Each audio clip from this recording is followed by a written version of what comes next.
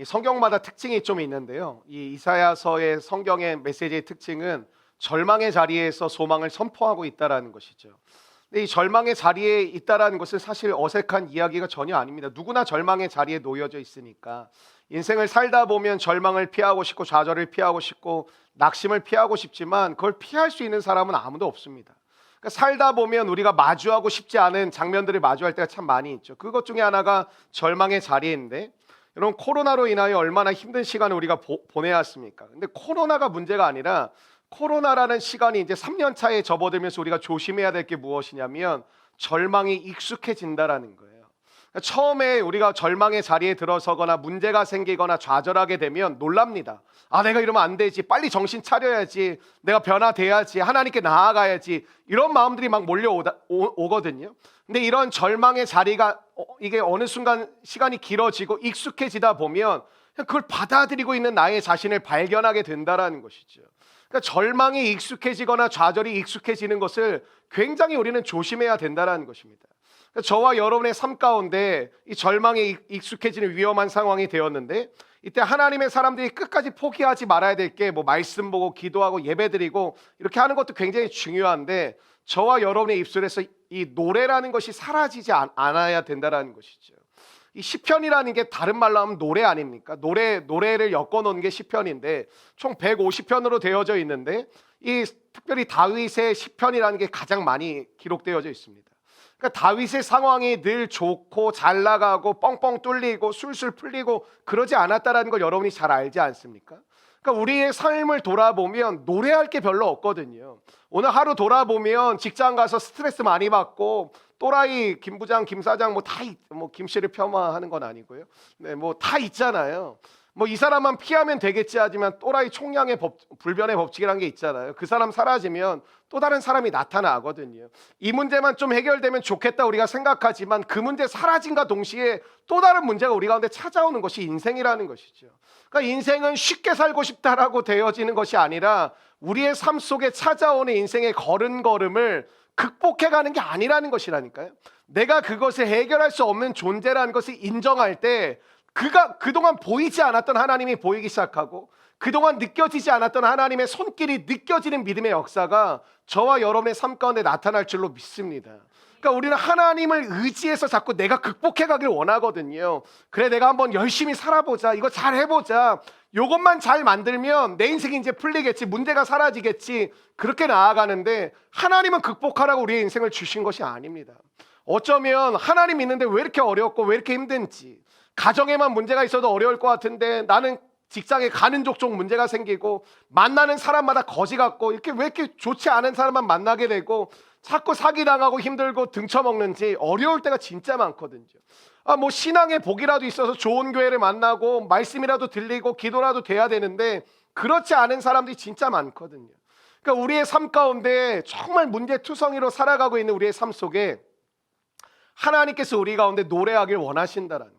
그러니까 믿음의 사람들이 기도도 해야 되고 말씀도 봐야 되고 순종도 해야 되지만 꿈도 꾸고 비전도 가져야 되지만 하나님은 믿는 자들을 통하여 하나님을 노래하는 그 노래가 끊이지 않기를 원한다라는 것입니다. 여러분, 하나님을 향한 노래가 여러분의 입술에 담겨져 있습니까? 아니, 사실 입술에 담겨 있는 것이 중요한 것이 아니라 여러분 마음 가운데 함께하고 계신 주님이 계셔야만 입술로 고백이 되어질 뿐인 거거든요. 그러니까 여러분의 마음 가운데 오늘 하루를 보내면서도 지난 명절 연휴를 보내고 또 얼마나 직장 가기 싫습니까? 이게 며칠 쉬다 보니까 제가 그런 말 진짜 안 하거든요.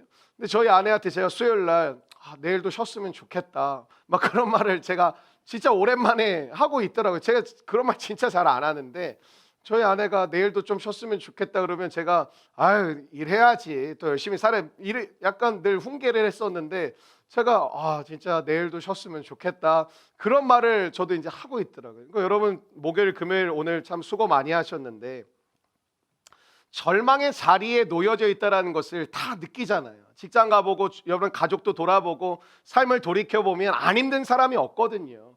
안 넘어진 사람이 없고 다 힘들다 그러고 다 문제가 있다 그러거든요. 여러분 생각해 보세요. 청년들도 문제가 있다 그러고요. 다 똑같아요. 지금은 어른들도 장년들 제가 이제 만나면 장년들 다 문제가 있다 그러고요.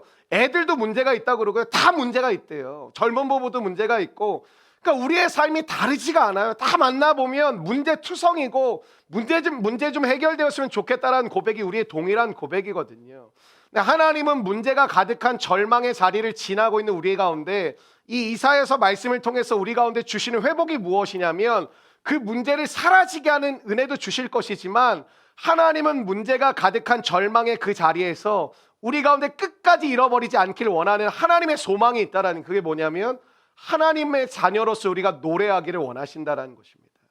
여러분, 찬양하는 모습 보니까 많이 변화되셔야 될 분들이 여러 분 계시는데 그렇게 노래하는 거 아닙니다. 그러니까 왜 찬양이 안 되냐면 하나님에 대한 마음이 없으면 찬양이 안 돼. 그러니까 제가 옛날에 막 이게 다그치고 혼내기도 했는데 그럴 문제가 아니고 내 안에 사랑하는 마음이 있어야 이게 되는 거거든요. 예를 들면 제가 힙합 좋아하잖아요. 쇼미더머니 같은 거 보면 다 이러잖아요. 그거 보고 누가 미쳤다 그럽니까? 정신 나간 놈들, 저 쓰레기 같은 놈 누가 그러냐고요. 뭐 열정 있고 리듬 타고 뭐 감각이 있고 센스 있다 그러지. 근데 찬양할 때 막 이러고 찬양하면 광신도 아닌가? 저 사람 너무 지나친 거 아닌가? 하나님을 사랑하는 마음이 있을 때 여러분의 마음 가운데 진정한 찬양의 노래가 회복된다라는 것이죠. 삶은 문제투성인데 찬양합시다. 그런데 이러고 앉아있으니 뭐가 되겠습니까? 여러분의 삶 속에 문제는 가득하고 절망의 자리에 있지만 하나님이 함께 하신다는 게 뭐겠습니까? 그 자리에 있는 나로 하여금 하나님 때문에 내 입술에 노래하게끔 만들어 주시는 거, 그게 예배거든요. 여러분, 예배가 뭐라고 생각해요? 예배는 여러분과 함께 하신다는 그 주님의 눈빛을 보는 시간이고요, 여러분을 돕고 여러분을 인도하시겠다는 주님의 손길을 경험하는 시간인 줄로 믿습니다. 오늘 이 시간 주님을 예배할 때 여러분의 삶 가운데 주님을 향한 노래가 회복되시기를 주의 이름으로 축원합니다. 그게 우리의 사명이라니까요. 절망의 자리에서 다 인상 쓰고 욕하고 원망하고 탓하고 누구 탓하고 누구 문제라고, 엄마 아빠 잘못 만나서 그렇고 가정의 문제 때문에 내가 이렇게 힘들게 사는 거고 자녀들 내가 힘들어가지고 이런 것이고 뭐 교회를 잘못 만났고 주변에 있는 사람들 잘못 만나서 그렇고 내가 뭐 이게 운이 없어서 그렇고 여러 가지 어려움을 겪어서 그렇다고 하는데 그렇지 않다니까요. 하나님의 자녀로서 하나님은 우리로 하여금 노래하게 하신다라는, 그게 다윗이었잖아요. 노래할 기분이 나겠습니까? 사울왕이 두 눈 뒤집어져 가지고 저거 죽이겠다. 여러분, 한 나라의 왕이 온 군대를 3,000명의 군인들을 이끌고 온다는 그 두려움은 경험해 볼 수 없는 두려움이지만 이것만큼 두려운 게 어디 있습니까?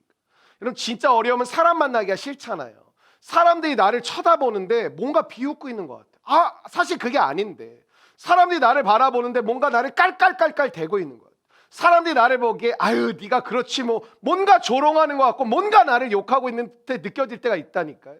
그게 시편 3편에 나오는 천만인이 나를 둘러싸 진친다 할지라도 하나님께서 나와 함께 하시면 내가 승리한다라는 그 믿음의 고백인 줄로 믿습니다.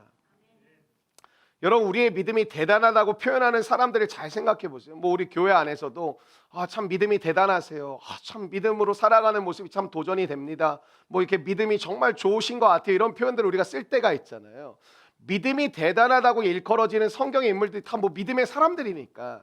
또 여러분 주변에 떠오르는 사람들이 계시죠. 이렇게 믿음으로 살아가는 사람 하면 뭐 여러분의 부모님이나 자녀나 뭐 여러분 우리 교회 식구들이나 주변에 있는 동역자나 여러분이 아마 이렇게 단번에 떠오르는 사람들이 있으실 거예요. 그러니까 진짜 믿음으로 살아가는 저 모습이 대단하다, 진짜 멋지다, 이런 생각들이 드시는데 여러분이 바라보고 계시는 성경의 인물들이나 여러분 주변에 믿음으로 살아가고자 몸부림치고 있는 여러분이 소위 참 믿음이 대단하다고 표현하고 인사하고 있는 그분들의 삶이 평탄합니까? 다 술술 풀립니까? 아니라는 거예요. 정말 어렵고 힘겹고 소망이 없어 보이고 어떻게 저기서 감사할 수 있지? 어떻게 상황이 저런데 저렇게 기쁘다고 할 수 있지? 자기도 힘들어 죽겠는데 왜 남을 섬길 수 있지? 그럴 때 우리는 믿음이 대단하다는 표현이 나오거든요. 사실 우리의 믿음이라는 것은 광야나 절망의 자리에서 진리가 드러나거든요. 잘 나갈 때는 하나님이 하셨습니다. 이거 누가 못하냐?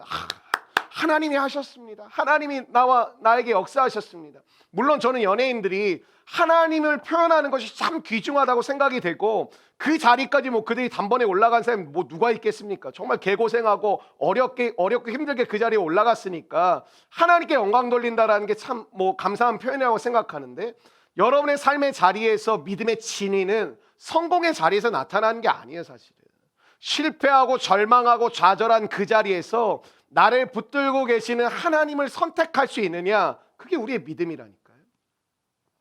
여러분, 절망의 자리에서 우리가 어떻게 노래할 수 있을까? 우리가 노래할 수 있는 이유는 딱 하나예요. 우리에게 하나님이 계시기 때문에. 뭐 아멘 안 하셔도 상관없어요.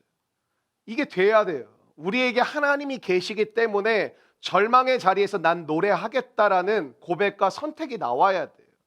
여러분의 삶 가운데 무엇을 의지하고 살아가는지가 진짜 중요하거든요. 근데 저는 이렇게 목회를 해오면서 분기점이 된 게 2000년도가 아닐까 그런 생각을 참 많이 하고 있어요. 2000년도에 대단한 일이 벌어졌다는 게 아니라 그냥 이렇게 대략적으로 보면 한 2000년도가 지나면서부터 이렇게 모든 사람들의 마음 가운데 뭐가 이렇게 잠식하기 시작하냐면 물질주의라는 것이 잠식하기 시작합니다. 그러니까 예를 들면 이게 올바르지 않아도 예를 들면 그런 거 설문조사한 거 보셨죠? 초등학생들한테 물었어요. 1년 동안 감옥 갔다 온다면 감옥 가면 10억 주겠다. 가겠대요. 초등학생의 꿈이 건물주래요. 정신 나간 거거든요. 왠지 아세요? 돈이 모든 사람을 잠식하고 있는 거예요. 그러니까 내가 많은 돈을 벌 수 있다면 내가 조금 거짓을 하고 조금 잘못을 해도 괜찮다라는 마음이 우리 가운데 있어요. 여러분, 왜 교회에 실망하시고 목회자에게 실망하셨습니까? 교회가 저러면 되나? 적어도 목회자라는 사람들은 저러지 말아야 되지 않나? 이런 마음도 여러분 안에 있는 거잖아요. 제가 여러분을 정죄하지 않겠습니다. 그렇게 살아야 되는 게 맞거든요. 근데 교회도 어느 순간 보니까 물질이 주인이야. 물질이 최고야. 물질이 짱이야. 돈 많으면 다 뭐 직분도 없고, 돈 많으면 막 교회도 삐까뻔쩍하고, 돈이면 뭐든지 할 수 있는 것처럼 여겨지는 거예요. 제가 봤을 때는 2000년도 정도를 기점으로 해서 한국 전반적인 세상에 어떤 것이 임하냐면 돈이면 다 된다. 이게 찾아오는데 뭐보다 돈이 앞서가기 시작하냐면 공의, 정의, 의로움보다 돈이 앞서가. 여러분의 삶에도 왜 믿음의 선택이 점점 더 어려워지냐면 여러분이 정의와 공의를 선택하기보다 돈을 선택하고, 이 돈이라는 것이 우리의 삶을 완전히 압도하기 시작하면서 어린 아이에서부터 죽기 직전의 노인까지 돈의 환장이 있어요. 돈이면 다 돼요. 돈이면 그 정도는 그 정도는 할 수 있지. 그건 뭐 일도 아니고, 그 정도는 불법도 아니고, 그 정도는 잘못한 것도 아니야. 여러분, 믿음의 청년들이 우리 교회에 많잖아요. 믿음의 청년들이 신앙생활을 진짜 잘하면서 성공하기 쉬울까요? 어려울까요? 진짜 어려워요. 여러분, 진짜 쉽지 않아요. 믿음으로 살아가고 말씀에 순종하고 전도하고 선교하면서 하나님의 뜻을 바라보면서 여러분의 삶 가운데 인생의 성공을 논한다? 그거 진짜 쉽지 않습니다. 하나님이 원하시는 것은 부유함과 성공이 아니에요. 하나님을 떠난 부유함보다 하나님과 함께하는 가난함을 하나님은 귀중하게 여기십니다. 여러분 모두에게 가난하라고 말씀드린 것이 아니에요. 우리의 삶 가운데 하나님이 말씀하신 진짜 중요한 가치를 다 놔버리고 우리도 돈이면 환장, 눈이 뒤집어져가지고 돈 하고 다니는 거예요. 자녀에 대한 이 마음에 막 원통함이 있으시 아마 우리 장년들이 계실 거예요. 근데 여러분의 삶을 돌아봐야 돼요. 여러분의 삶의 모든 선택들이 어땠냐? 돈이거든요. 여러분 자녀를 잘 키우려고 돈을 많이 버시는 거에 집중을 하셨죠. 근데 돈 버는 건 잘못된 게 아니거든요. 근데 모든 선택의 기준이 하나님보다 앞서가는 것이 생기면 인간은 어떻게 되어져 있냐면 그걸 자꾸 주인 삼으려고. 그러니까 돈도 필요하고 사람도 필요하고 때로는 성공도 중요하죠. 인생에 뭐 학벌도 중요할 수도 있고. 근데 그 모든 것들이 하나님보다 앞서가기 시작하면 인간은 여지없이 그 모든 것들을 우상으로 섬기기 시작해요. 그것을 믿기 시작해요.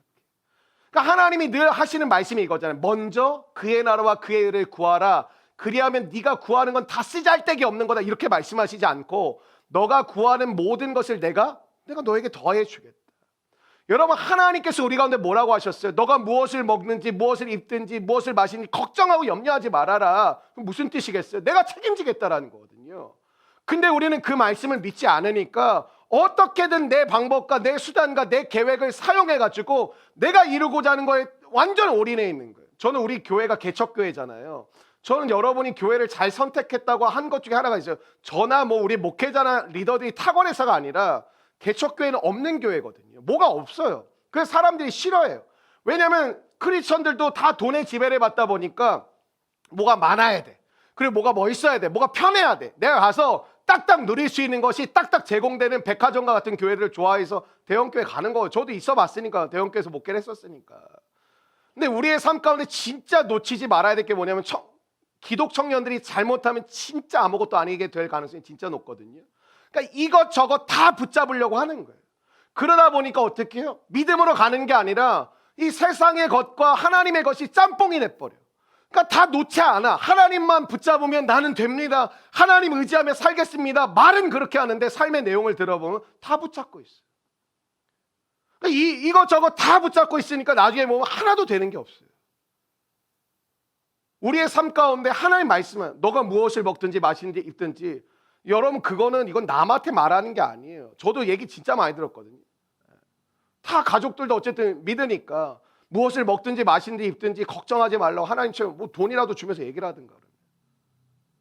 자기의 고백이 돼야 되는 거예요. 하나님이 나를 먹이시고 나를 입히시고 나를 마시게 하신다. 그 모든 주인은 하나님이시다. 왜? 하나님이 나의 아버지이시니까. 그럴 때 우리가 세상의 논리에 섞이지 않는다니까요. 오직 마음을 새롭게 하는 변화를 받아. 이게 올해 우리 교회에 주신 비전이잖아요. 오직 마음을 새롭게 하는 변화를 받아. 여러분 어떻게 사실 거예요? 하나님의 말씀이 기준이 돼야 되거든. 너가 무엇을 먹든지 마시든지 입든지 내가 너를 책임지겠다. 근데 우리 안에는 어떻게 하고 싶은 게 다 있고, 이것도 가지고 싶고, 솔직히 여기서도 살아보고 싶고, 이렇게도 가고 싶은 마음도 있으니까 다 붙잡다 보니까 뭐냐면 아무것도에 집중이 안 돼. 하나님을 붙들고 살아가시는 저와 여러분 되시길 주의 이름으로 축원합니다. 청년들을 굉장히 오랫동안 이제 목회를 했잖아요. 늘 얘기한 게 뭐냐면 너 1년이라도 하나님의 말씀에만 순종하며 살아본 적이 있어? 없잖아. 살아봐. 하나님이 어떻게 하시는지. 그냥 머릿속으로만, 이게 교회 다닌 모든 사람들이 말씀대로 사는 건 많은 걸 포기해야 돼. 많은 걸 다 내려놔야 돼. 하나님 잘 믿으면 어려웠고 힘들게 살아보셨어요? 말씀만 의지해서 결정해 보셨어요? 그렇게 6개월, 1년이라도 살아보신 적 있어요? 없어요. 거의 100% 없어요. 근데 머릿속에 다 어떤 생각을 갖고 있냐면 그렇게 살면 어려워져. 그렇게 살면 힘들어. 그냥 어떻게 하면 진짜 안타까운 사람들이 한 90%를 내려놨어, 하나님 안에서. 근데 마지막 10%를 계속 자기의 것, 이것만 포기 못해. 이건 안 됩니다. 내가 다 내려놔도 내 자식 새끼들은 안 됩니다. 하나님 내가 다 내려놔도 요건 있어야지 하나님. 그걸 못하는 거예요.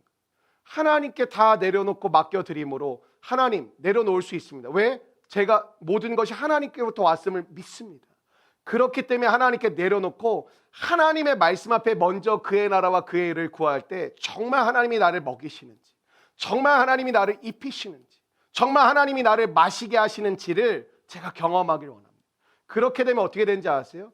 이 세상에서 주는 마음들에 여러분의 마음이 뺏기지 않아요. 믿음의 삶이라는 게 왜 어렵냐면 막 기도하고 막 이렇게 금요일날 와서 그래도 예배드리고 나면 막 이렇게 마음이 뜨거워지고 그래 한번 해보자 이러는데, 저 문을 나서는 순간부터, 여러분이 핸드폰 바라보는 순간부터 세상의 메시지가 계속 들어오잖아요. 제가 뭐 인스타그램 보면 이것도 갖고 싶고 여기도 가보고 싶고 이것도 먹고 싶고 여기서도 하룻밤 자보고 싶고 이거잖아요 사실은. 그러니까 분명 믿음으로 결단하고 나는 하나님께 나아가겠습니다 했는데 그게 잘 안 되거든요.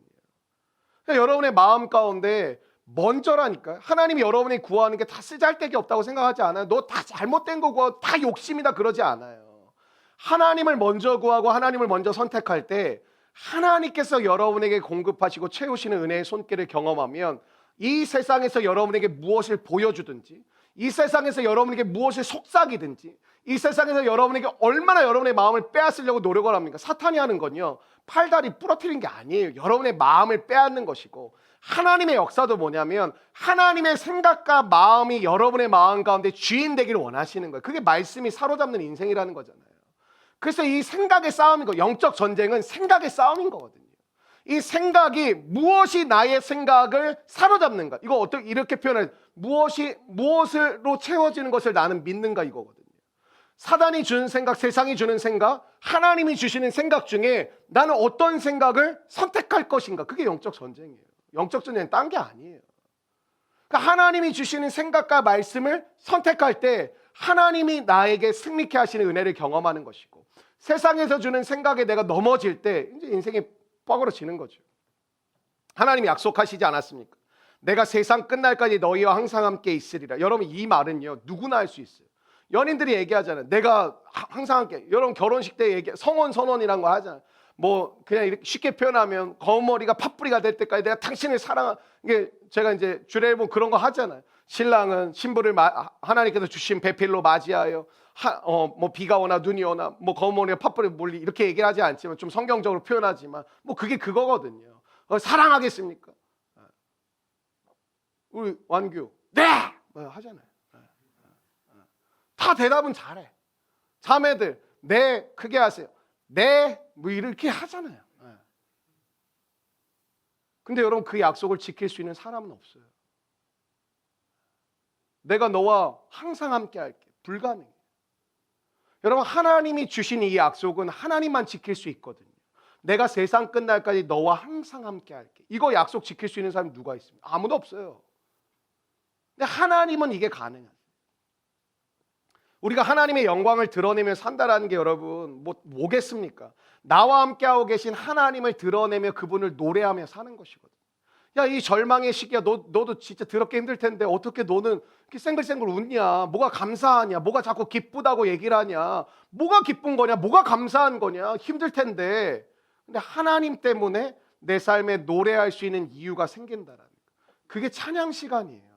찬양 시간은 그냥 사역자님을 따라서 입을 뻥긋뻥긋 대고 손뼉을 치는 시간이 아니라 하나님 때문에 오늘 이 시간 나는 주님을 노래할 수 있는 이유가 생겼습니다. 그래서 나는 입을 벌려 주님을 높여드리길 원하고 손뼉을 치는 이유는 빠른 곡은 손뼉을 치고 느린 곡은 손을 드는 공식이 아니라 하나님을 더 어떻게 하면 내 마음을 들여서 표현드리길 원합니다. 하나님 내 박수를 받아주시고 나의 높임을 이게 높임이거든요. 하나님 높임 받아주십시오. 이게 높임이거든요. 하나님 저의 부족한 손을 들어 하나님을 높여드리오니 이 높임을 받아주시옵소서. 이게 찬양이에요. 여러분 시편을 보면 수많은 시편들이 어느 자리에서 쓰여지고 있나요? 절망의 자리에서 쓰여지고 있어요. 이게 사실 사무엘 상하하고 다윗의 시편을 같이 엮어서 여러분이 읽어갈 수 있는 이게 눈이 길러지면 굉장히 재밌거든요. 그러니까 예를 들면 시편 51편 이런 거잖아요. 다윗이 밧세바를 범한 후 하나님께 노래한 게 시편 51편이에요. 시편 3편에 봤더니 다윗이 이 사울에게 온갖 포위를 당했을 때 하나님 앞에 노래했을 때, 다윗이 광야에서 아무런 도움을 받지 못하고 아무것도 소망이 안 보일 때 하늘의 별을 보며 하나님을 노래했던 거, 그게 시편이거든요. 여러분 시편은요 이게 잔치 자리에서 축제 자리에서 나온 시가 거의 없어요. 이 시편은 대부분 어느 자리에 나왔냐면 절망의 자리, 외로움의 자리, 고독의 자리, 쓸쓸한 자리, 나만 있는 것 같은 버림받은 것 같은 그 자리에서 시편이라는 노래를 하나님이 그의 입술에 주신 거예요. 여러분 이게 은유적으로 표현이 좋아서 그렇지 별을 나의 친구 삼고 그 왕따예요. 왕따. 왜 별이랑 친구를 해? 별한테 막 이름을 붙여. 너는 별이. 이게 뭐 왕따지. 근데 아무런 게 없을 때 하나님이 그를 위로하시는 거예요. 별을 보며 하나님의 마음을 전달해 주시는 거예요. 여러분 현실의 상황이 만만한 사람은 없어요. 제가 목회하다 보니까 느낀 게 막 그런 거 있잖아요. 저 가정은 좀 좋겠다. 저분은 참 멋지다. 참 좋겠다. 저기는 뭐 부모 자녀 관계가 좀 좋은 거 같다. 저 청년은 참 신실하다. 여러분 제가 신방에 뭐 다 만나보잖아요. 문제 없는 가정이 없고 문제 없는 사람이 없어요. 우리 집부터 시작해가지고 문제 없는 집안이 없어요. 이런 현실의 상황이 만만치가 않고 보이는 게 없어요. 그런데 하나님의 약속이 나를 딱 붙들고 계시는 거거든요. 여러분 오늘 여러분의 삶 가운데 문제는 뭐냐면 보이는 것 중에 내가 의지할 만한 게 없다라는 거예요. 난 주변에 사람도 없고 내 통장에 돈도 별로 없고 내가 가지고 있는 상황과 환경이 별로 좋지가 않아요. 그러다 보니까 내 눈에 보이는 게 없으니까 자꾸 절망의 구렁텅이에 빠져 들어가는 거거든요. 근데 하나님의 말씀이 나를 딱 붙잡고, 그러니까 여러분 새벽에 출근하기 전에 좀 힘들어도 큐티 하세요. 말씀 보세요. 그게 습관이 안 돼서 처음에 어려우신 분들은 한 장이라도 읽고 가세요. 이 말씀이란 게 별게 아닌 것 같지만 하나님의 말씀이고 하나님의 음성이잖아요. 이런 위로받는 것도요. 누가 대단한 말을 해줘서 내가 위로받는 게 아니라 진짜 나와 친밀하고 진짜 내 마음을 잘 아는 사람의 한마디에 위로받는 거거든요. 이렇게 한마디 툭 던져줬는데 그 말이 위로받는 거거든요. 왜? 그 관계의 친밀성 때문에. 내 마음을 정말 아는 것처럼 얘기해주는 사람을 만날 때 우리 위로 뭐 구구절절 1시간 2시간 얘기해줘서 위로받을 때도 물론 있지만 이게 그 한마디에 정말 마음이 녹아질 때가 진짜 많은 거거든요. 여러분 하나님 사랑하시잖아요. 하나님도 여러분 사랑하잖아요. 하나님의 그 음성을 여러분 안에 담고 세상으로 나아간다는 게 진짜 중요해요. 진짜 힘들고 어려울 때 여러분 안에 떠오르는 그 말씀 한 구절이 여러분 순식간에 여러분의 삶을 위로하고 격려하고 여러분의 삶을 세울 수도 있습니다. 그 능력의 말씀이 여러분 마음 가운데 임하시기를 주의 이름으로 축원합니다. 그러니까 이런 거예요. 너무 절망이고 힘든데 나도 모르게 내 입에서 흘러나오는 그런 노래, 그런 고백, 그런 찬양, 그게 우리 가운데 회복돼야 된다니까요. 여러분 저는 오늘 이 밤 이 노래가 우리 모두에게 회복되기를 주의 이름으로 축원합니다. 이 어려운 시기에 우리가 반드시 놓치면 안 되는 게 뭐 코로나 빨리 좀 꺼져라, 좀 사라져라. 물론 저도 원해요. 빨리 뭐가 다 해결돼서 우리 수련회도 좀 갔으면 좋겠고, 또 우리 원래 볼링데이도 하려고 하는데 볼링데이도 했으면 좋겠고, 우리 옛날에 막 형제들 풋살을 한 달에 한 번씩은 했잖아요. 풋살도 했으면 좋겠고, 같이 밥 먹으러 다니고 뭐 들로 산으로 막 또 놀러도 좀 갔으면 좋겠고, 그랬으면 좋겠어요. 근데 우리가 진짜 놓치지 말아야 될 게 뭐냐면 하나님이 주신 소망을 노래하고 하나님을 노래하는 것을 잃어버리면 안 됩니다.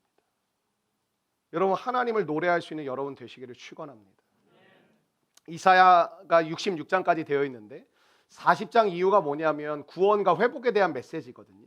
근데 이런 거잖아요. 야, 힘 좀 내라. 야, 용기 좀 내라. 야, 너 좀 새롭게 좀 해봐라. 근데 이게 마음에 안 와닿을 때가 진짜 많아요. 왜냐하면 내 삶의 환경과 상황을 보면, 나를 보면 뭐 소망을 가질 건덕지가 없어.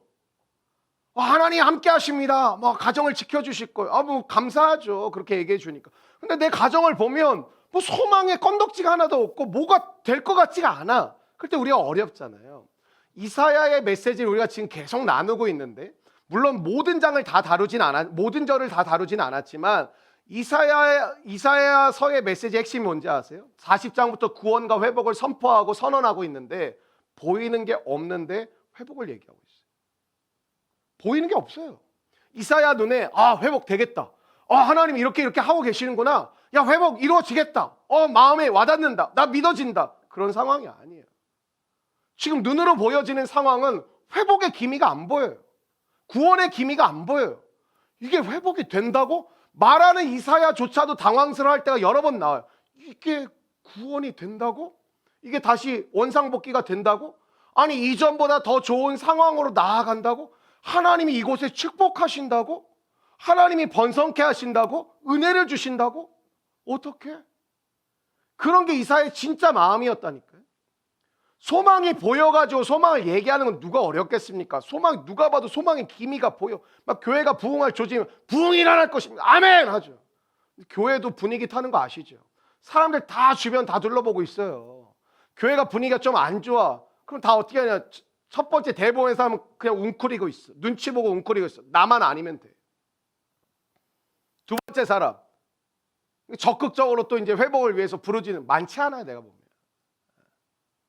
이게 왜 어려운지 아세요? 나를 넘어서서 우리라는 믿음을 가진 사람만이 중보자가 될 수 있거든요.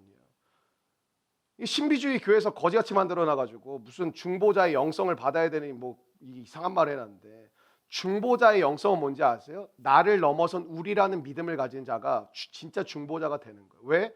기도라면 나에서 시작해서 나로 끝나는 사람이 거의 80% 90%거든요. 근데 기도라는 것이 주기도문에 보면 나라는 단어가 하나도 안 나와요. 여러분 그거 알고 하세요? 주기도문에 나, 내가, 나로, 나이 이런 말이 하나도 안 나요. 다 우리의 죄를 용서하여 주시고 우리에게 일용할 양식을 주시고, 나의 양식이 아니라니까요. 그러니까 예수님이 가르쳐 주신 기도의 근본적인 내용은 뭐냐면, 나라는 믿음에서 시작하는 것은 맞지만 우리라는 믿음으로 넘어가기를 하나님은 원하시는 거예요. 이 시대 교회가 공동체하고 우리 뭐 믿음의 가족입니다, 이게 하나도 안 하다는 이유가 뭐냐? 다 나에서 있거든요. 초창기에 금연성령배 기도하는데 목양위원들도 그러더라고. 목사님 자신을 위해서 기도할 수 있는 시간이 좀 성도들이 많았으면 좋겠다고 합니다. 제가 듣지도 않았어요. 다른 교회 가라 그래요.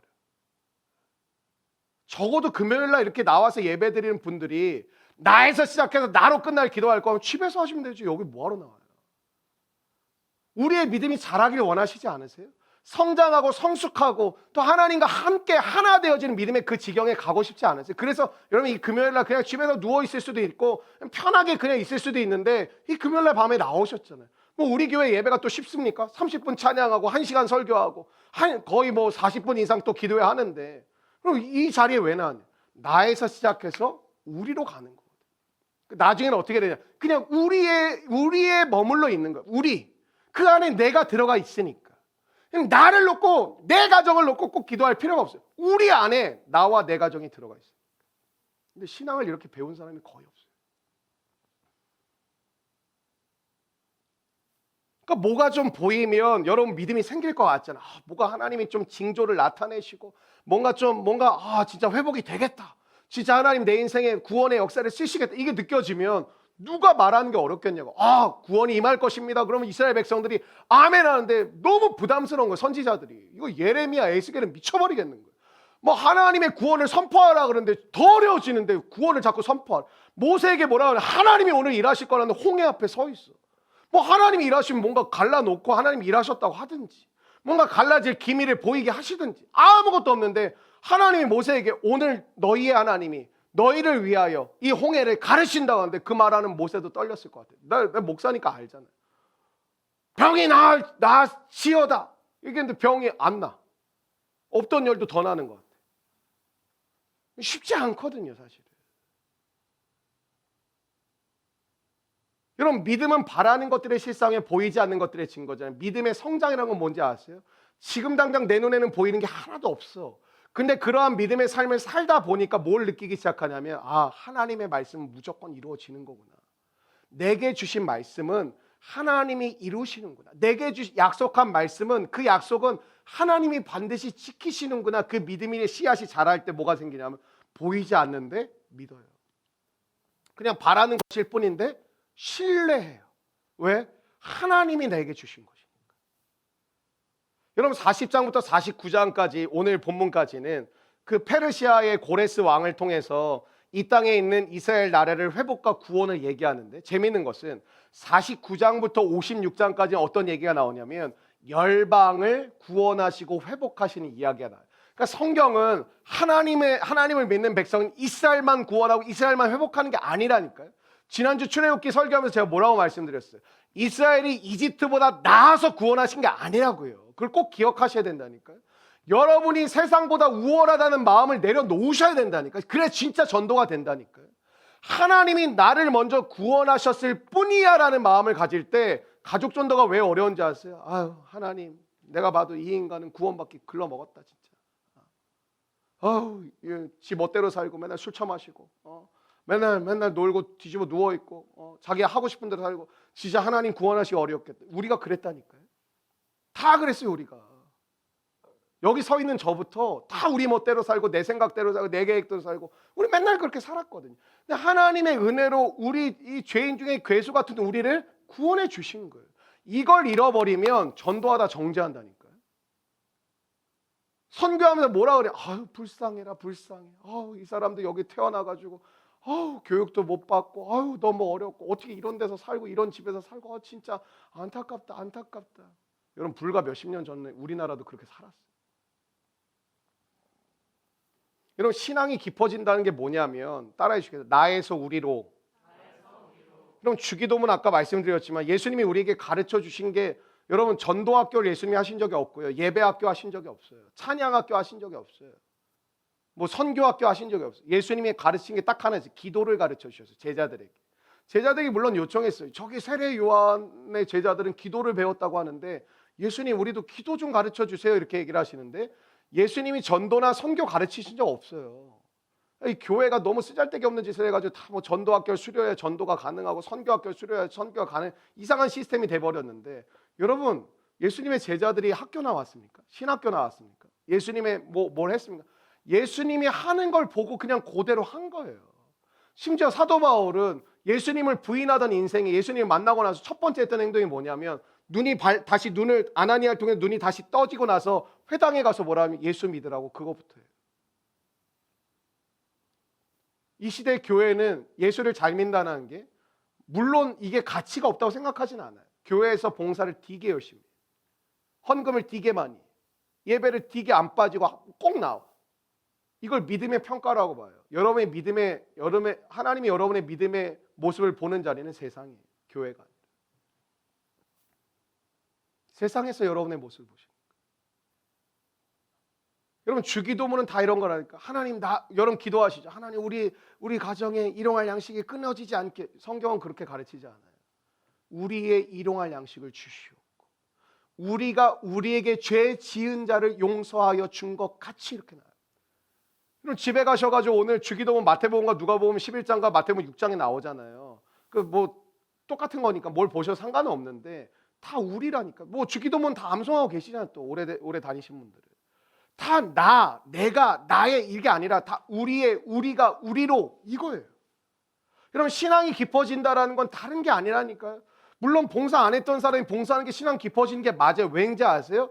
나밖에 생각 안 하니까 나만 교회 잘 다니고 나만 예배 잘 드리고 나 은혜 받으면 돼 이렇게 다녔는데 우리 교회는 섬기려면 일단 기본 몇 시간 전에 와야 되거든. 주일날 같은 경우 몇 시간 전에 와가지고 중보기도 하지 또 뭐 준비하지 뭐 간사나 목양위원이 교육하지 뭐 하지 그거 따라야 되거든.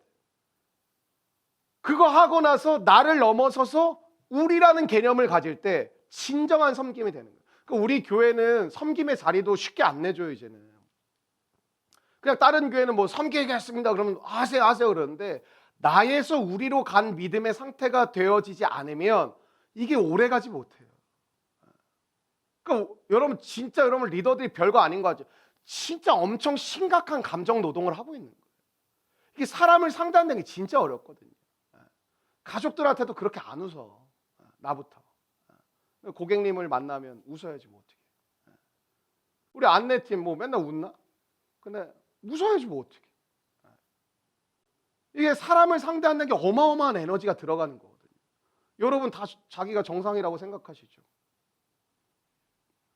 그렇게 믿고 사세요. 여러분 정상이 없어요. 금요 성령 집회는 저는 적어도 주일날은 우리가 뭐 신앙이 연약하고 뭐 다 오시니까 전체적으로 같이 가는 시간이지만 금요일날 물론 여러분 스스로가 나는 믿음이 약한데요 목사님 그럴 수 있어요. 근데 이 시간 여러분이 이 자리에 왔다라는 건 그래도 한 걸음 더 나아가신 거잖아요. 여러분 하나님의 역사는요 여러분이 엄청난 순종과 엄청난 헌신에 일어나는 게 아니에요. 한 걸음 떼면 제가 이거 잘 들어주세요. 여러분이 한 걸음을 하나님이 주시는 부담감 때문에 이 자리에 오시는 분들이 계시거든요. 내가 금요일날 좀 가서 예배를 드려야 되나? 내가 뭐 리더들은 뭐 기본적으로 와야 되는 거지만 뭐 성도들 가운데는 내가 금요일날도 한번 가서 그래 좀 예배를 드려볼까? 가면 좀 어떨까? 뭐 한번 가볼까? 이렇게 오거든요. 그냥 하나님이 주시는 마음에 순종해서 온 거예요. 그냥 여러분이 한 걸음을 떼기로 결정을 하면 그 걸음을 감당할 수 있는 능력과 지혜의 은혜는 하나님이 주시는 거예요. 그걸 청년네 때에 특별히 경험하셔야 될 줄로 믿습니다. 여러분이 온갖 걸 계산하면서 이거를 여러분이 원하는 때와 원하는 계획과 원하는 방법들이 이루어질 리가 있나요? 그럼 맨날 스스로 실패자라고 생각하는 거지. 그게 아니라니까요. 제가 아까 개척교회 얘기하다 말았는데 개척교회는 뭐가 없어요. 그러니까 하나님의 역사와 하나님의 도우심이 드러나는 것이 사실은 대형교회보다는 개척교회가 더 강력할 수가 있어요. 대형교회 일단 돈이 많아. 그리고 인간이 많아. 제가 있어봤잖아요. 내가 있었던 청년만 2,300명이었는데 사람 동원해 돈 막 몇천만 원씩 1억씩 할 수 있어. 그러니까 이게 하나님의 은혜도 물론 있지만 이 사람의 힘도 많이 들어가는 거거든요. 근데 우리는 그걸 할 수가 없어. 뭐 그만큼 투입할 수 있는 돈도 없고 그만큼 투입할 사람이 인원도 없어. 그러니까 하나님의 도우심과 돌보심이 없으면 안 된다는 걸 성도도 알아 사실. 근데 그게 되어지는 걸 여러분의 눈으로 본 것이 있다면 여러분의 인생도 되는 거라니까요. 여러분 먹고 입고 사는 모든 걱정을 여러분이 하면 하나님의 손길 못 봅니다. 맡겨야 되는 거예요. 맡기고 하나님이 역사하시는지 안 하는지를 될 수 있으면 더 젊은 나이에 경험하실 때 여러분의 인생이 여러분 신앙은요 쌓여가는 거예요. 신앙은 단절되는 게 아니라니까요. 신앙은 뭐 얼만큼 뭐 내가 한동안 뜨겁게 살다가 또 식었다가 그게 아니라 신앙은 쌓여가는 거예요. 신앙의 폭발적인 역사가 누굴 통해 일어난지 아세요? 신실하게 살아가는 사람. 신실하는 게 뭐예요? 변함없이 하나님이 부르신 그 부르심을 따라 믿음이 연약하건 뭐 강하건 간에 주님 바라보며 넘어지기도 하고 쓰러지기도 하지만 주님의 손을 붙잡고 끝까지 갈 때 어느 순간 믿음의 폭발성이 나타나는 거예요. 그게 두나미스. 그 성령의 역사 그거 얘기할 때 두나미스 많이 들어요. 다이너마이트의 어원의 어원이라고 해요. 폭발적. 기도도 했다 안 했다 했다 안 했다 아니라 연약하고 부족하고 기도 어떻게 될지도 모르는 나이지만 주님 앞에 기도에 무릎을 꿇고 주님 제가 주님께 기도드리길 원합니다 하고 시작되어진 그 기도가 쌓이고 쌓여가면 그 기도의 놀라운 역사가 하나님이 일으키신다는 거예요. 왜? 기도는 하나님이 주인 되어 가는 걸 인정하는 시간이고 예배는 하나님이 주인이라는 걸 고백하는 시간이거든요. 그런 저와 여러분을 통해 믿음의 역사가 일어나게 될 줄로 믿습니다. 한국 교회가 뭐 했냐? 모여라, 돈 내라, 집 짓자 이거 했거든요. 교회가 삐까뻔쩍한 교회가 진짜 많아요. 모여라, 돈 내라, 집 짓자 이거 했거든요. 지금도 정신 못 차리고 집 짓는다고 헛소리하는 교회들이 많은데 지금 뭐 한국 교회가 무너지네, 만에 다음 세대가 없는데 무슨 이름만 비전센터고 안에 들어가면 노인센터야. 다음 세대 뭐 들어갈 다음 세대도 없는데 뭐 비전 다 이름은 비전센터. 들어가 보면 다 노인만 드글드글 있어. 노인이라도 있으면 다행. 여러분 건물이 삐까뻔쩍한 뭐예요? 성령이 떠난 건물은 아무런 의미가 없어요. 여러분이 원룸에서 살아요? 방 한 칸짜리 살아요? 저도 거기서 살거든요. 여러분의 가정에 성령의 역사가 있으면 그 가정이 믿음의 가정인 줄로 믿습니다. 교회는 공간이라는 것이 필요해요. 함께 모여야 되니까. 근데 이 공간이 좋건 나쁘건이 아니에요. 그건 인간의 시각이고 이 공간에 성령의 임재와 함께 하심이 있느냐 그걸 통해 역사가 일어나는 거라니까요. 뭐 찬양을 잘하네 못하네 말씀이 좋네 나쁘네 이게 중요한 게 아니라 이 찬양과 말씀과 기도를 통하여 내 영혼이 반응하는가 하나님의 역사가 있는가 하나님의 이 두드리심이 있는가 그게 성령 충만한 교회예요. 그게 있도록 무릎을 꿇는 거예요. 저나 사역자님이 엎드리는 거예요. 엎드려가 하나님의 은혜를 주십시오. 목양은 정신 차리고 다 리더들 정신 차려가지고 하나님의 은혜를 구해야 되거든요. 하나님 성령의 역사가 일어나길 원합니다. 함께해 주십시오. 예배 전에 여기 방석 깔아놓고 기도하는 이유가 딴 거 없거든요. 내가 그러고 나가면 또 사역장 올라가지고 또 기도하고 뭐 내가 시키지도 않았는데 와가지고 또 기도하고 리더들은 그거 봤으면 올라와가지고 본인들 기도를 하든가 몇 주야 또 애들이 어느 날 뭐 몇 명이 일찍 오길래 왜 애들이 이렇게 일찍 왔지? 기도한대. 한 달도 안 가. 성령의 역사가 있겠냐? 여러분 하나님을 끝까지 믿는다라는 건 태도예요. 여러분 능력이 아니라 태도와 자세라니 능력이 우리가 없기 때문에 하나님께 어떤 태도와 자세를 드리느냐에 따라서 하나님이 부으시고 역사하시는 거거든요. 능력이 여러분에게 있거나 그럼 뭐가 중요해요? 능력의 소유는 우리의 것이 없다니까요. 능력은 내게 아니에요. 하나님 걷어가시면 그만이에요. 하나님이 잠시 나에게 맡겨 놓으셨을 뿐인 거지. 그거 너를 통해 내가 쓰길 원한다고. 하나님 앞에 내가 능력이 있건 없건 이걸로 열등감에 빠질 이유가 없고 우월감에 빠지면 그 정신 나간 사람이에요. 하나님 앞에 우리가 드려야 될 건 자세와 태도라니까요. 변함없는 자세와 변치 않는 태도를 드리는 거예요. 때론 우리도 헷가닥 할 수 있고 넘어질 수 있지만 주님 앞에 다시 마음을 모두어서 드릴 수 있는 게 되면 나아간다니까. 그러니까 제가 여러분에게 늘 강조하는 게 뭐냐면 예배의 자리만 여러분이 정확하게 드려도 여러분 진짜 헷가닥 안 합니다. 우리 교회 예배도 별로 없잖아요. 뭐 우리가 수요일 날도 예배도 없고 새벽 기도도 없잖아요, 사실은. 금요일 주일 딱 2번밖에 없잖아요. 이 예배를 여러분의 삶의 스케줄에 먼저 넣어 놓으시라니까요. 딴 걸 한 다음에 안 바쁘면 가겠다. 그건 먼저가 아니죠. 먼저 예배를 넣어놓고 딴 거를 조율하든지 딴 거를 집어치우든지. 그래서 하나님 앞에 나아가는 게 믿음의 결정인 거예요. 이 예배는 드리고 싶대. 근데 이게 옆에서 보니까 다른 스케줄이 많아가지고 자기가 좀 힘들대. 그러니까 안 되지. 먼저 예배의 스케줄을 넣어놓고 그 다음에 다른 거를 정돈을 해가면 먼저 그의 나라와 그의 의를 구하는 거. 제가 봤을 때는 예배만 잘 드려도 여러분 그냥 잘 갑니다. 그러니까 하나님께 여러분이 뭐 내가 알아서 할 거야. 우리 교회 특징이 와가지고 좀 이렇게 숨 좀 쉰 분들이 꽤 계시거든요. 와가지고 은혜 받아가지고 이렇게 좀 이제 좀 살만하다. 이제 좀 마음에 좀 힘든 것들이 좀 걷어진다. 그럼 어떻게 하냐면 이제 나는 스스로 내가 이제 이렇게 하면 될 것 같다 하면서 어느 순간부터 예배 자리에 안 와. 언제 오냐? 문제가 터지면. 문제가 터지고 오면 그래도 감사하지. 터지고도 안 오는 사람도 있어요. 이 자리의 80%는 바뀌질 않아요. 그게 나는 우리 교회 내가 프라이드라니까요. 80%는 안 바뀌어요. 여기 앉아있는 사람들이. 그건 여러분의 복인 거예요. 하나님이 이 자리를 통해서 여러분에게 주시고자 하는 그 은혜를 한 주 한 주 받아가고 누려갈 때 우리의 인생이 새롭게 빚어지는 줄로 믿습니다. 여러분, 능력이 아니라니까요. 능력 없어서 이게 불안해할 필요 없어요. 하나님 앞에 어떤 태도와 자세를 갖느냐에 따라서 하나님이 여러분을 사용하실 줄로 믿습니다. 왜 요즘 이렇게 나만 그런가? 설교 시간에 왜 이렇게 다 같지? 2장도 못했는데 큰일 났네. 대충 끝낼게요. 그 이사야 49장을 한번 따라해 주겠어요. 종의 노래라고 그러거든요. 종의 노래라 그래요. 이게 종의 노래라고 하는데 그 종은 누구를 상징하는 거냐면 예수님을 상징하는 거거든요. 근데 이사야 42장, 49장, 50장, 53장 이 네 장, 42, 49, 50, 53장 이 네 개의 장을 종의 노래라 그래요. 그래서 첫 번째 종의 노래 그게 42장, 두 번째 종의 노래 오늘 49장, 세 번째 종의 노래 50장, 네 번째 종의 노래 53장이거든요. 근데 종을 누굴 가리키냐? 예수님 가리킨다 그랬잖아요. 그래서 여러분 이사야서에서 예수님의 모습을 보길 원하면 가장 먼저 가는 데가 어디냐? 이 종의 노래장을 가시면 돼요. 40, 42, 49, 53은 다 예수님에 대한 노래가 나오는데 오늘 본문은 참 재밌게도 1인칭이에요. 예수님의 노래인데 예수님 자신이 자기에 대해서 노래를 하고 계신 거거든요, 사실은. 그래서 예수님이 이 땅에 오신 것이 뭐냐면 우연이 아니고 하나님의 계획 속에 있다라는 것이죠.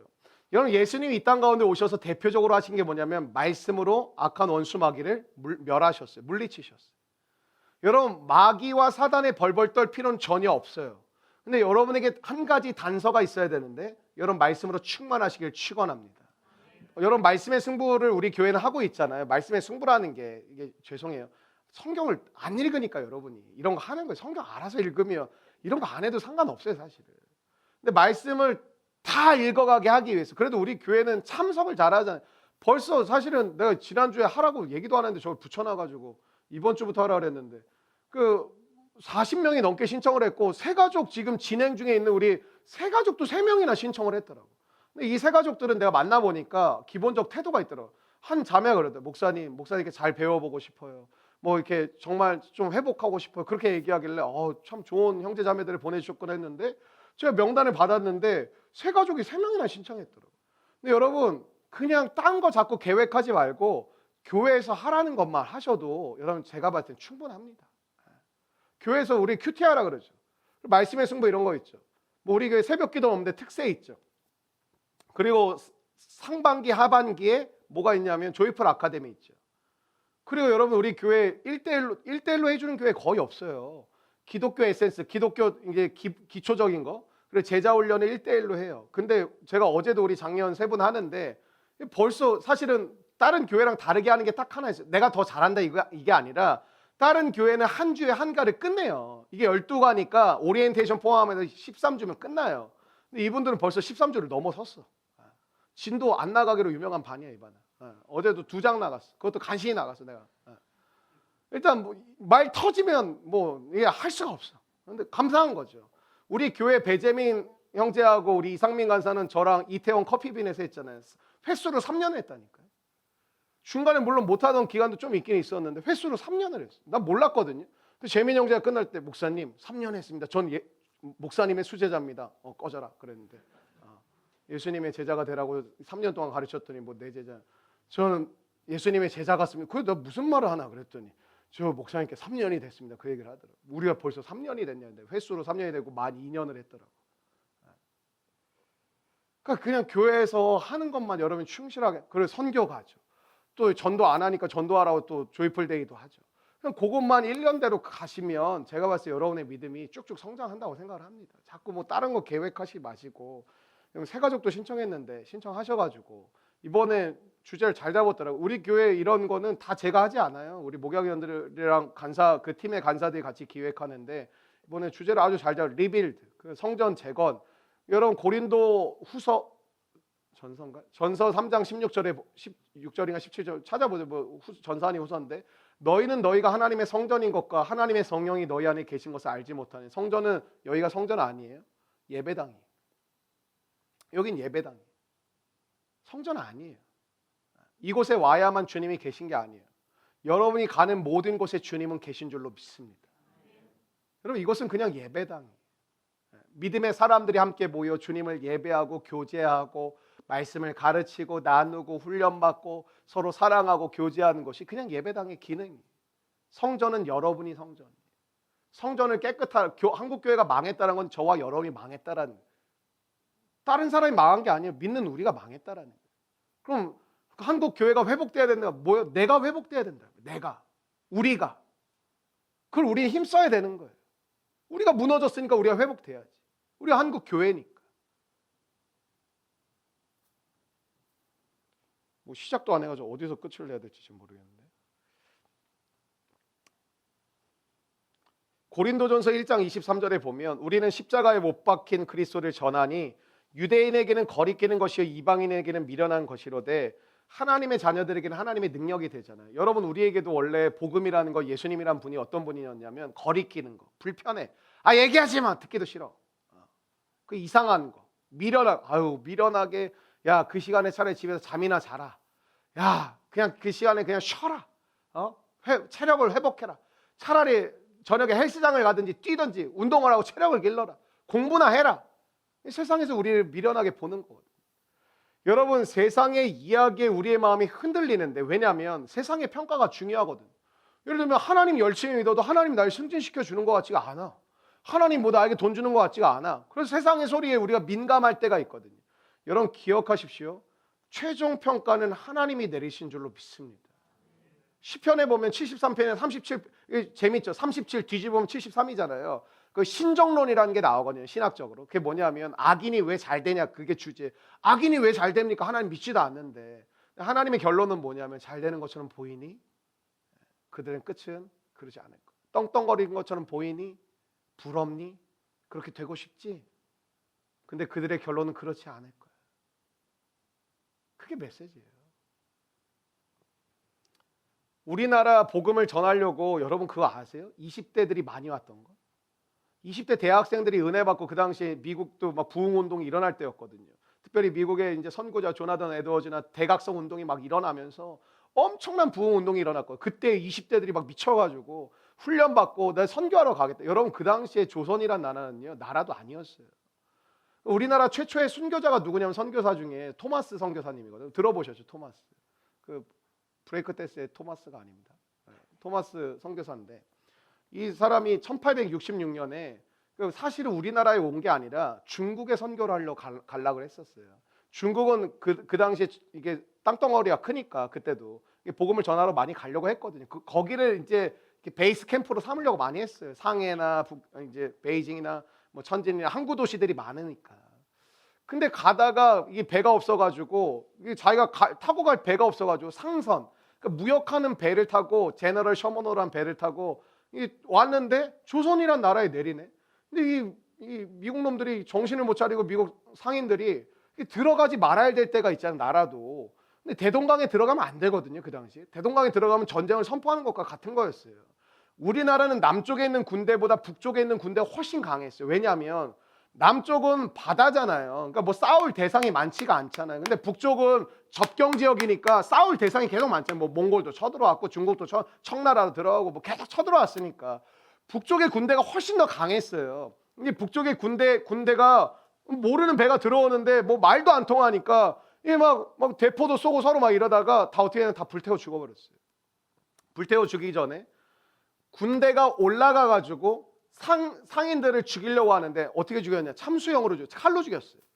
칼로 죽이는 게 얼마나 잔인하겠어요. 근데 토마스 선교사에게 그 당시 박춘권이라는 사람이 가서 이 토마스 선교사를 순교시켰거든요. 뭐 순교인지도 몰랐겠죠. 죽이려고 갔거든요. 박춘권이라는 사람이 토마스 선교사에게 갔는데, 모르겠어. 이거 누가 그걸 봤는지 나도 모르겠는데 토마스 선교사가 웃었대. 하이 뭐 이렇게 했지. 뭐 웃었다 그러더라. 그리고 그 당시엔 예수란 표현이 아니라 야소가 예수란 표현이거든요. 그리고 그 박춘권이라는 사람이 칼을 들고 자기를 죽이려 할 때 야소, 야소, 야소 우리가 마치 주여 삼창하듯이 예수란 이름을 3번 부르고 자신이 가지고 온 이 복음을 전하려고 가지고 온 성경책을 그 박충건이란 사람에게 전해주면서 그 칼에 배임을 당해 죽었어요. 여러분, 토마스 선교사나 언더우드나 진짜 수제인 거 아세요? 뭐 공부 못 해가지고 그냥 믿음만 가지고 뭐 할 게 없어가지고 선교 온 사람들이 아니에요. 그 당시 아이비리그 나와가지고 장래가 촉망되는 사람들이었고 막 뭐 갈 길이 구만리 같은 사람들인데 예수님 만나가지고 모든 걸 다 내려놓고 뭐 중국에 선교하러 가겠다. 그리고 뭐 조선으로 와가지고 죽었어요. 의미가 있어 보여요? 그 20대를 하나님께 바친다고 해가지고 알지도 못하는 나라 조선에 와가지고 가서 복음을 열심히 전해봐야지, 뭐 학교를 세워봐야지, 무슨 사역을 해야지. 선교사님들 다 그러거든요. 파송식 하면 결의를 다 다지거든요. 제가 가서 하나님의 사역을 잘 감당할 수 있도록 여러분 기도 많이 해주십시오. 제가 가서 그 땅의 사람들을 사랑하고 하나님이 제게 맡기신 사명을 잘 감당할 수 있도록, 목사도 마찬가지거든요. 근데 여러분 20대의 그 젊은 나이에 피덩이와 같은 그 인생이 정말 유능했던 그 사람이 모든 것 주님 앞에 내려놓고 주님 바라보며 왔는데 이 조선이라는 땅을 밟지도 못하고 그냥 배에서 죽었다니까요. 그 배 불태웠어요. 그냥 강제 화장을 당한 거죠. 그 무슨 의미가 있어 보이냐. 때로는 청년들 은혜 받아가지고 목양위원하고 간사하고 애쓰고 수고하고 막 뭐 찬양팀도 하고 여러 가지 하거든요. 근데 어느 날 보면 교회에서 뺀질뺀질거려. 아니 교회에서 잘 안 나오는 인간이 훨씬 잘 될 때 막 속이 상하고, 하나님 왜 저는 이런 거예요? 그 교회마다 그런 애들이 다 있고, 하나님 우리 엄마 아빠 못 보셨어요? 그렇게 열심히 섬기고 그렇게 열심히 봉사하고 그렇게 열심히 했는데 저 열심히 다 하지 않는 인간 집들은 저렇게 잘 되고 하나님 왜 우리 가정은 뭐 하는 거냐고. 그런 마음의 원망과 불평을 가지고 하나님 안 믿는 애들도 진짜 많거든요. 만나보니까 안 믿는 이유가 여러 가지더라고요.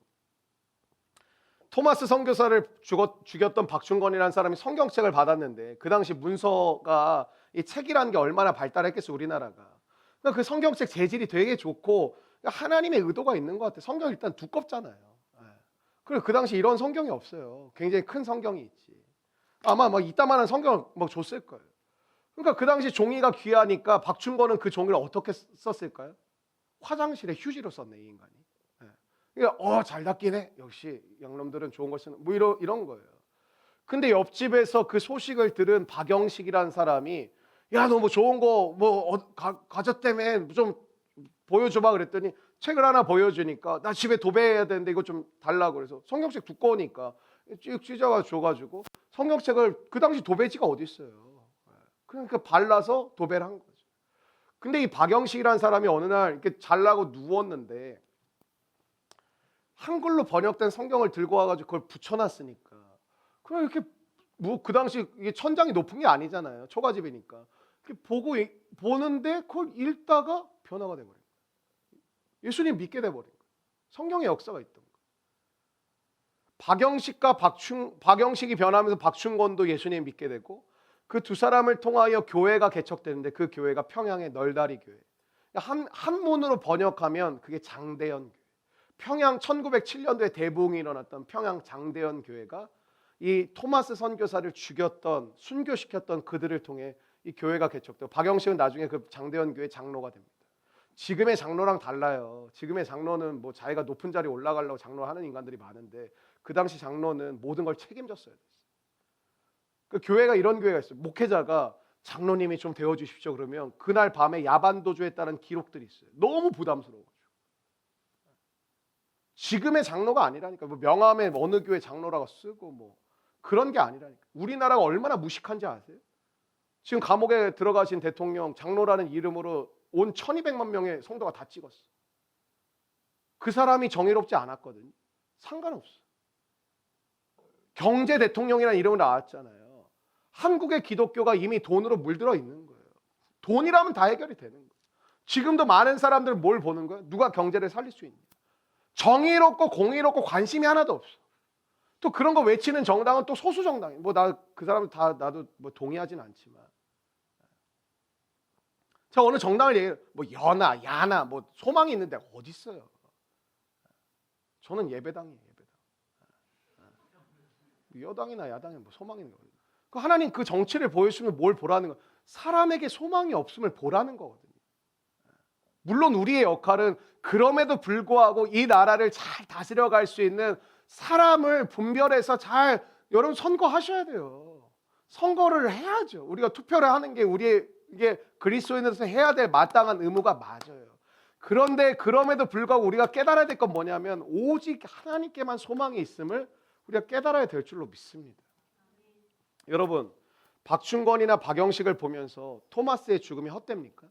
토마스는 죽은 게 아니에요. 토마스가 두 명이 돼버린 거예요. 토마스 선교사가 박영식으로 박충건으로 나타나가지고 그들을 통해서 놀라운 믿음의 역사가 일어나기 시작했다. 여러분, 우리가 신앙생활하면서 오늘 우리가 소망을 갖기가 어려운 것 중에 하나가 뭐냐면 일단 우리는 못 기다려. 그러니까 내가 원하는 내가 생각하는 때에 뭐가 딱딱딱 이루어져요. 내가 오늘 심었어. 그럼 빨리 자라나야 돼. 그런 건 없어요. 예수님이 이 땅에 왜 오셨습니까? 하나님의 뜻을 이루고자 오셨어요.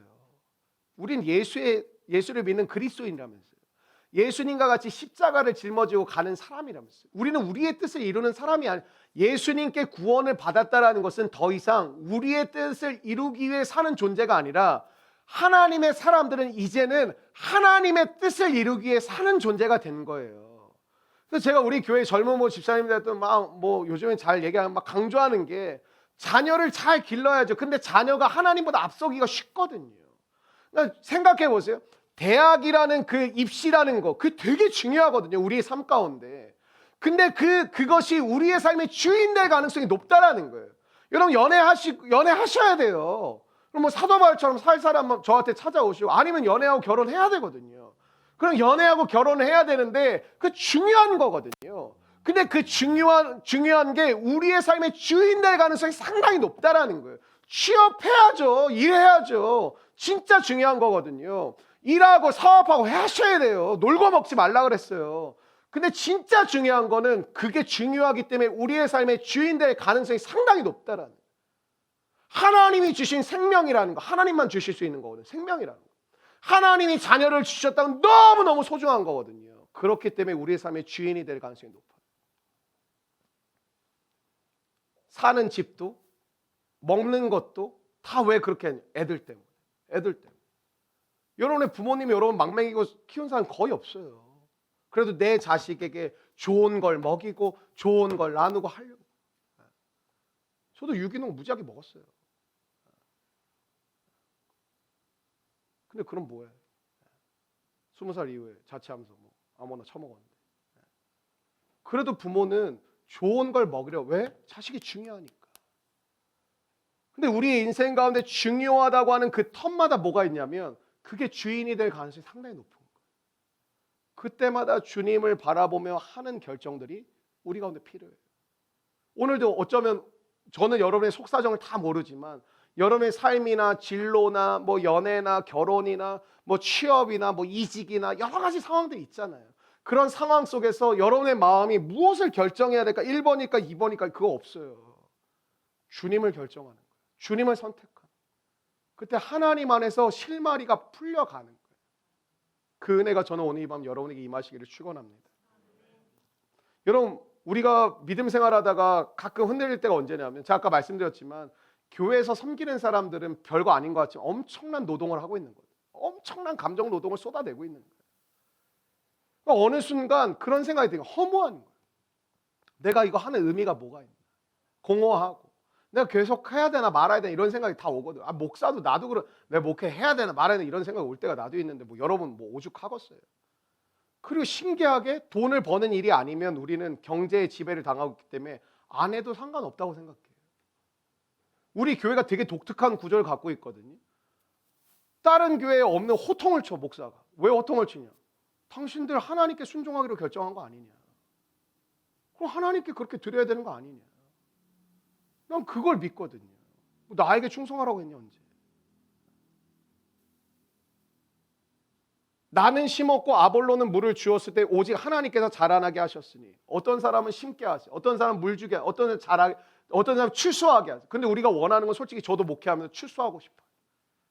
다 거두고 싶지. 누가 뿌리다가 맨날 죽도록 뿌리다가 그냥 끝. 너는 뿌리다가 영광. 누가 그러고 싶겠어요. 맨날 물만 줘. 근데 열매는 내가 못 봐. 그래서 우리가 믿음으로 살기가 진짜 어렵거든.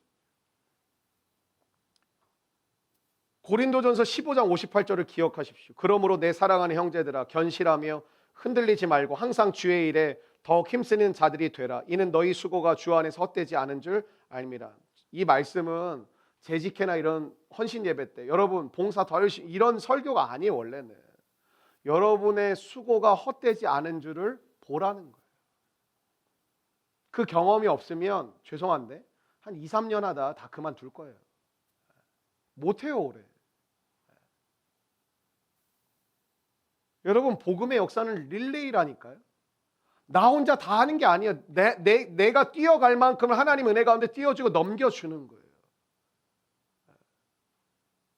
우리나라가 세습이 문제인 게 뭐냐면 지가 열심히 뛰었어. 근데 다른 사람한테 안 주고 내 자녀한테 주는 거예요. 자녀한테 준다고 잘못됐다고 저는 생각하지 않아요. 근데 그지 같은 데는 안 줘. 힘든 데는 안 줘. 산간 오진 안 줘. 누가 봐도 혜택이 많고 누가 봐도 떵떵거릴 수 있는 자리는 줘. 편법을 써서라도 줘. 세상 법정이 이번에 막았죠. 나 우리 교단에 내가 부끄러워서 얘기도 못하는데.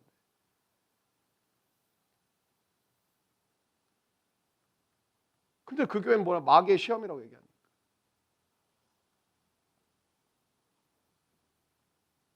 여러분 하나님이 처음이고 하나님이 마지막이 되시는 삶이 믿음의 삶인 줄로 믿습니다.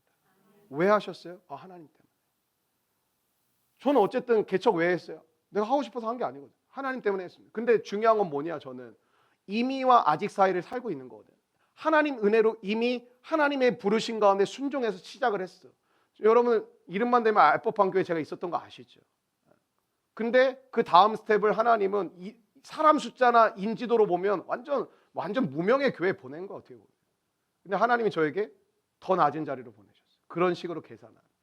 여러분의 입장이면 쉽지 않아요. 근데 어쨌든 은혜로 시작이 됐어. 그럼 시작했으니까 끝났나? 아니에요. 하나님으로 마지막이 될 때까지 저는 걸어가야 되는 삶을 영적 긴장감 가운데 살아가는 게 필요해요. 대부분 안타까운 게 대학 들어가기까지는 죽어라고 기도하고 뭐 금식하고 결단하고 뭐 엄마 기도원에 올라가 있고 맨날 이래. 근데 애 대학에 들어가면 아무것도 안 해.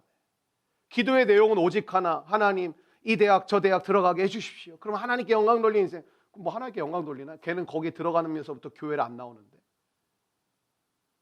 그러니까 대학에 들어가서 대학의 생활을 놓고 기도하는 사람을 본 적 없고 취업시켜달라는 인간 중에 취업해서 그 직장에서 제가 하나님의 은혜 가운데 어떻게 살아가야 되는지 묻는 사람이 없어요. 그냥 들어가게 해주세요. 만나게 해주세요. 결혼하게 해주세요.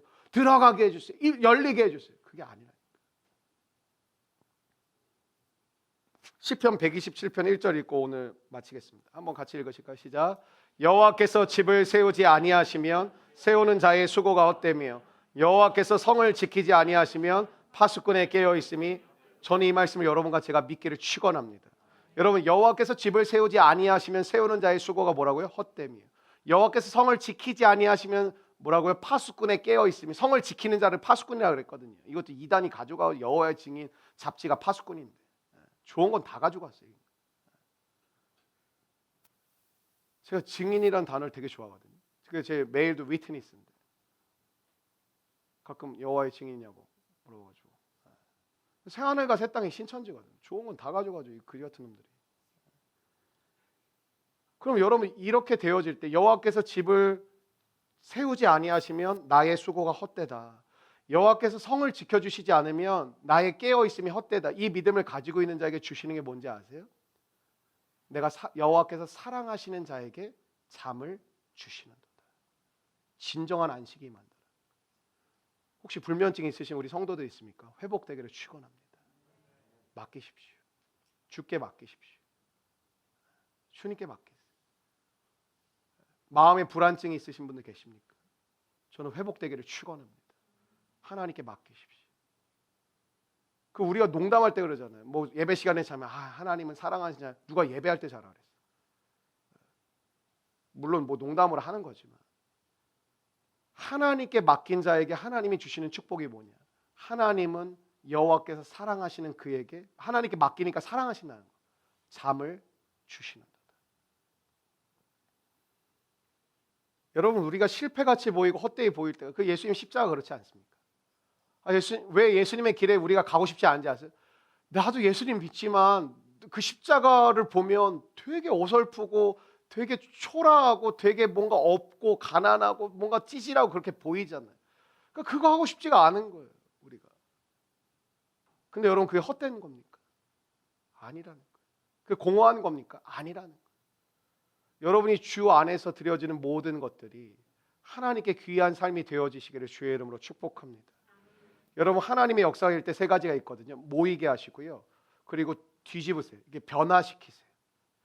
여러분 가장 강력한 에너지가 필요한 게 뭐냐면 변화예요. 사람 진짜 안 변합니다. 여러분 바로왕에게 10가지 재앙을 통해 하나님이 너 죽어봐라가 아니라 너 돌아와라였거든요. 사실 메시지. 너 돌아와라. 근데 10가지 재앙을 당해도 안 돌아와. 사람 진짜 안 변해요. 하나님만이 변화시킬 수 있는 게 왜 그런지 아세요? 사람에게 사람이 감당할 수 없는 폭발적인 에너지가 부어져야 사람이 변해요. 여러분 이 금요 성령 집회는 이거예요. 하나님이 부어오신 그 강력한 에너지가 나의 삶을 변화시키시는 거예요. 변화되어지는 거예요. 그러기 위해서 필요한 게 뭐냐? 한번 따라해 주세요. 맡기자. 하나님께 맡기자. 맡기세요. 실패같이 보였던 여러분의 인생을 하나님이 해석해 주셔요. 저는 우리 교회 소망이 하나 있는데 뭐냐면 다른 것들로 해석되는 교회가 아니라 하나님으로 해석되는 교회가 되기를 원한다. 이런 거거든요. 여러분 우리 잘 모르시는데 주변에서 그래도 좀 물어봐요. 교회가 어떻게 그렇게 됐습니까? 교회가 어떻게 그래도 짧은 기간 안에 어떻게 이렇게 우리 교회가 이번 넷째 주에 창립 6주년이잖아요. 우리가 올해 또 선교지 한 군데 더 정기적으로 후원한 거 늘려요. 감사하게. 너무 감사한 거죠. 우리 함께하는 제가 필리핀 못 해가지고 늘 마음의 짐이었는데 우리 김정철 김은혜 선교사님 또 우리 선교지에도 우리 같이 뭐 큰 돈 아니지만 그래도 흘려보낼 수 있다는 게 너무 감사하잖아요. 주변에서 물어봐요. 어떻게 그렇게 됐고 어떻게 했는지. 우리 교회보다 훨씬 더 잘하는 교회 목사님 최근에 찾아오신 적이 있다니까요. 그러니까 그 교회가 넘어서야 될 장벽이 있는데 우리 교회 페이스북을 보다가 이 교회는 이걸 넘어섰네? 그러고 찾아오셨어요. 내가 오히려 한 수를 배워야 되는데 그 부분에 대해서 나한테 이렇게 도움을 요청하시다. 그 목사님 그거 어떻게 하셨냐? 저도 그분을 평상시에 만나고 싶었는데 어떻게 만났어요. 그래서 참 좋은 시간을 보냈는데 그 만남도 하나님이 신기하게 막 주시더라고요. 내가 뭐 만나고 싶다고 해서 만나는 것도 아닌데 하나님의 은혜 가운데 저와 여러분이 필요한 게 여러분 하나님의 일하심을 경험하는 믿음의 사람 그리스도인 되시기를 축원합니다. 그렇지 않으면 우리는 진짜 불행해져요. 내 힘으로 말은 그렇다고 얘기하지 않지만 사실 내 힘으로 가정, 자녀, 교회, 일터, 사명 모든 거를 내 계획과 또 내가 갖고 싶은 거 원하는 거 내가 해보고 싶은 거 내가 공부하길 원하고 내가 채우고 싶은 거 그 모든 계획을 다 세우고 내가 그걸 다 컨트롤하려고 한다니까요. 못합니다. 빨리 깨달으십시오. 하나님 저 못합니다. 인정합니다. 하나님 저를 불쌍히 여겨 주시옵소서. 저에게 은혜를 베풀어 주시옵소서. 오늘 그 은혜를 누릴 수 있는 사랑 우리 조이풀의 성도들 되시기를 주의 이름으로 축복합니다.